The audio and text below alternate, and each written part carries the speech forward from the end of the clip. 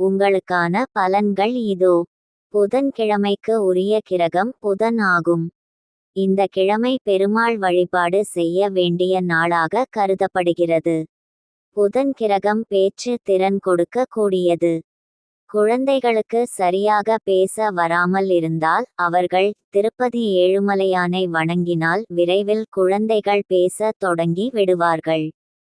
புதன்கிழமையில் பிறந்தவர்கள் நன்கு பேச்சாற்றல் கொண்டவர்கள். தங்கள் பேச்சை வைத்து அனைவரையும் ஈர்த்து விடுவார்கள். இவர்களின் பேச்சும் நடைமுறைக்கு உரியதாக இருக்கும், நகைச்சுவையாகவும் இருக்கும். பேசும் பேச்சு வள வள என்று இல்லாமல் கருத்துடன் இருக்கும். புதன் ராசியானது கன்னி மற்றும் மிதுனம். இவர்கள் தங்கள் அறிவாற்றலை பெரிதும் பயன்படுத்திக் கொள்வார்கள். எங்கு எதை பேச வேண்டும், செய்ய வேண்டும் என்பதை தெரிந்து கொண்டு செயல் புரிவார்கள்.